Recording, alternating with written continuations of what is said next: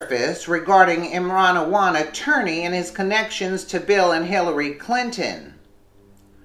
The fake news media cable networks have almost completely shut down coverage on one of the biggest scandals from the Democratic Party since former DNC worker Seth Rich was murdered. The media blackout is only fanning the flames as the alternative media continues to bring punishing rounds to the DNC, proving Wasserman Schultz has something to hide. In addition, there are suspicions that the Rich murder is somehow connected. The more you learn about Democratic IT scammer Imran Awan, the more you see more and more crimes and corruption. Imran Awan worked for Debbie Wasserman Schultz for 13 years since she came into office in 2004 as a Florida representative. She only fired him this past week and would have kept paying him, I guess, IT expert, even when he was living in Pakistan.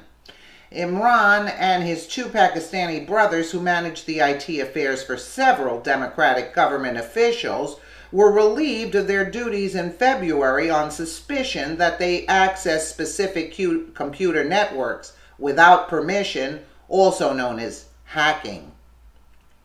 Imran Awan, who started working for Wasserman Schultz in 2005, received $164,000 in 2016, with close to $20,000 of that coming from Wasserman Schultz. His brother Jamal, who started working as a staffer in 2014, was paid $157,350 in 2016. Abid, who started working in 2005, was paid $160,943 in 2016. Imran's wife, Hina Alvi, who was also employed as a staffer since February of 2007, was paid $168,300 in 2016. Rayo Abbas was paid $85,049 in 2016. Abid, Imran, and Jamal Awan were barred from computer networks at the House of Representatives in February.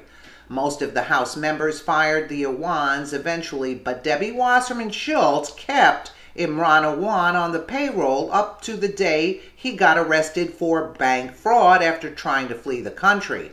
The rest of the family fled since months to Pakistan, along with hundreds of thousands of taxpayer money they mysteriously were able to wire.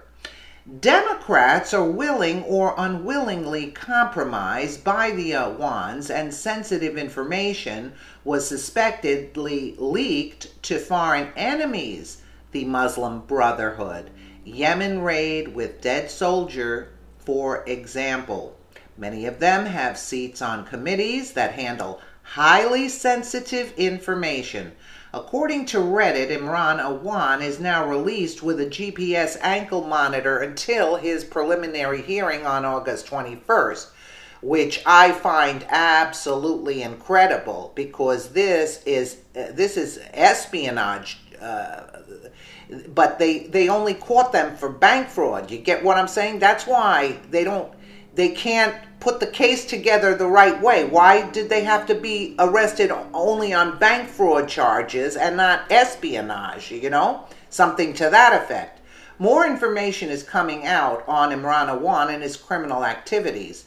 Awan pretended to be his wife when when requesting a loan from the Congressional Federal Credit Union and got it. He had the credit union wire $165,000 to Pakistan. No questions asked. Andrew McCarthy at National Review reported, "Are you kidding me? So now you're trying to tell me that $165K was transferred to Pakistan with no questions asked? So that means that who's ever working in that office is compromised." Do you see where I'm going with this? Bank fraud was the stated charge on which Awan was arrested at Dulles Airport this week, just as he was trying to flee the United States for Pakistan via Qatar.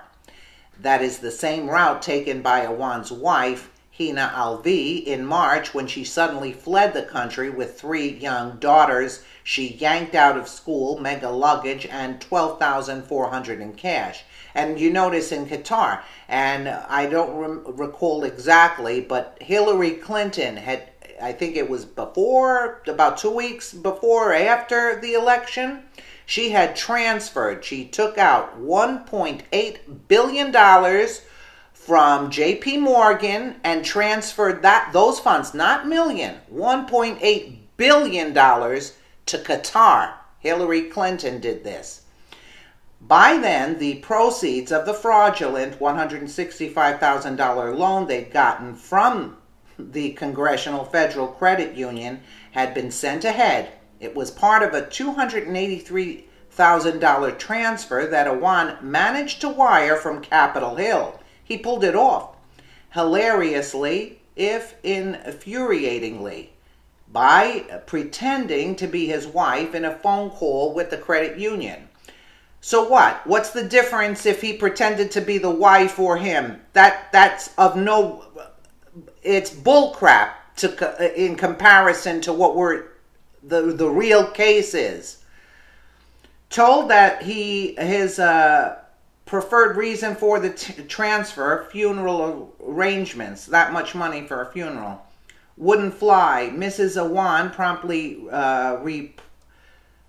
repurposed. Now she was buying property, asking no more questions. The credit union wired the money to Pakistan.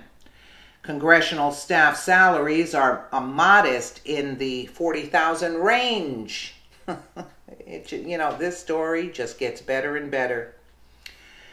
For some reason, Awan was paid about 4 times as much. He also managed to get his wife, Alvi, on the house payroll. Then his brother, Abid Awan. Then Abid's wife, Natalia Sova. The youngest of the clan, Awan's brother Jamal, came on board in 2014, the then 20-year-old commanding an annual salary of $160,000. A few of these arrangements appeared to have been sinecures, whatever that is, while some Awans were rarely seen around the office. We now know they were engaged in extensive financial shenanigans away from the capital. Listen, the whole thing boils down to these people were not actually working. Except, I would assume Awan was going in, getting the information, but they couldn't, they had a claims, in order to pull out money, they had like the wife, the brother, the friend, the other wife. I mean, they had all, in order to get, like, let's say this to add up close to $1 million. You get what I'm saying? They couldn't draw a salary of, let's say, $500,000-$600,000. Only Awan was the one that was working.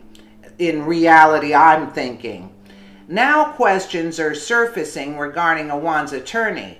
One of the first questions is, how can the Awan brother afford his attorney?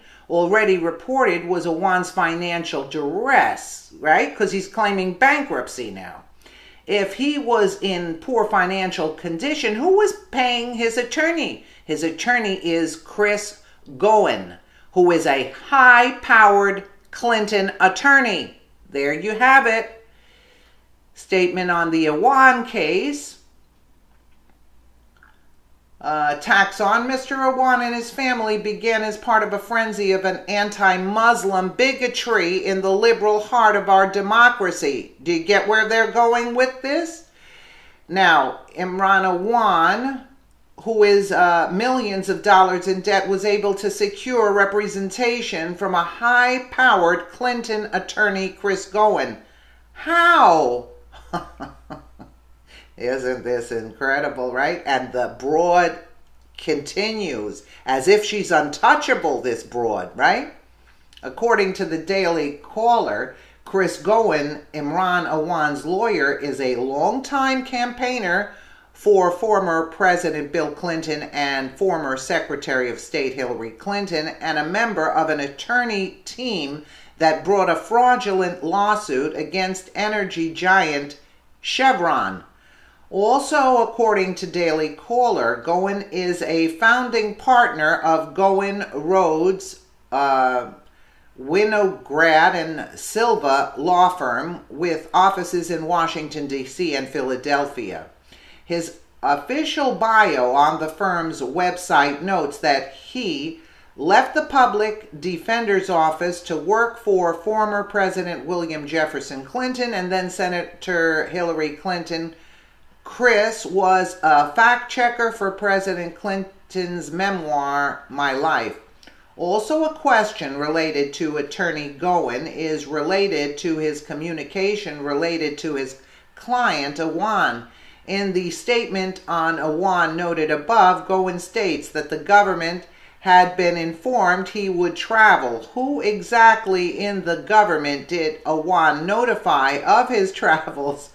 Are the Clintons, Wasserman Schultz, John Podesta, George Soros, or all of them working on covering up the Awan case while paying his bills?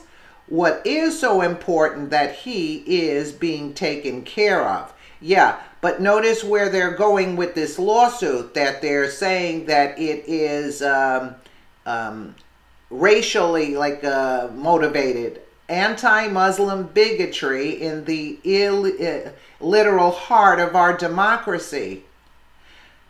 You know, I mean, is this crazy or is this not crazy? And then you have Hillary Clinton and Bill Clinton's top attorney taking care of this. Of course, there's a media blackout. The media is owned by George Soros. So, of course, you're going to have a media blackout on this, and they're going to claim that it's bankruptcy. How could you claim bankruptcy when you're trying to ship 300K to Pakistan and you got 12K in your pocket and the wife had 12K in her pocket, but she made it for some reason? That's beyond me. I don't know how she made it out and he didn't, but she should have been arrested on site also.